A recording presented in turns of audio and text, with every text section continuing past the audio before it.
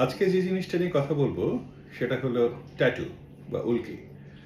পৃথিবীর বিভিন্ন দেশের ফুটবল প্লেয়ার বা রকস্টার বা অনেকেই অভিনেতা তারা সারা গায়ে ট্যাটু করেন এবং সেটা এখন একটা বিরাট ট্রেন্ড, একটা ফ্যাশন।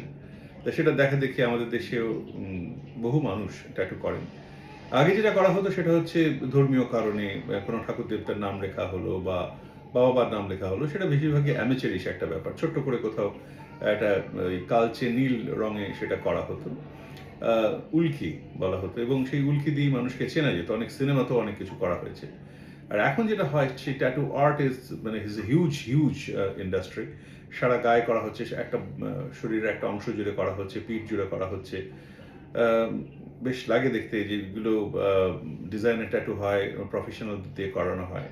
একজন ত্বক বিশেষজ্ঞ হিসেবে আমরা কিভাবে দেখি? আমরা নানা রকমভাবে দেখি। আমাদের কাছে যখন আসেন সেই মানুষটি ট্যাটু করার পরে প্রাথমিকভাবে একটা কোনো ইনফ্লামেশন, ইনফেকশন নিয়ে আসেন।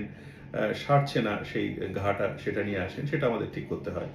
অথবা তারপরে যেটা হয় সেটা হচ্ছে কোনো একটা গ্রানুলোমা হলো, জায়গাটা উঁচু হয়ে গেল, অথবা হাইপারট্রফিক স্কার বা কিলয়েড হয়ে গেল, তখন সেটা আমাদের সেটা নিয়ে চিন্তাভাবনা করতে হয়। কিন্তু সবথেকে বেশি কমন যেটা ট্যাটু করার পরে যেটা নিয়ে আসে সেটা হচ্ছে অল্প বয়সী ছেলে বা মেয়ে করে ফেলেছে।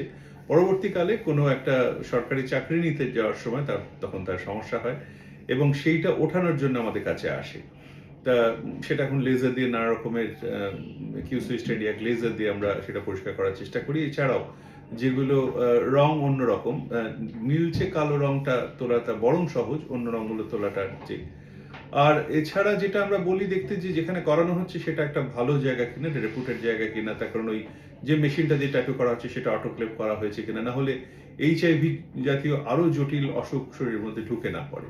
এই কয়েকটা জিনিস মাথায় রাখলে ট্যাটু করা যেতেই পারে, যদি না কোনো একটা সামাজিক অথবা কোনো চাকরির দিক থেকে অসুবিধা থাকে। আর সমস্যা হলে ডাক্তারবাবুরা তো আছেনই।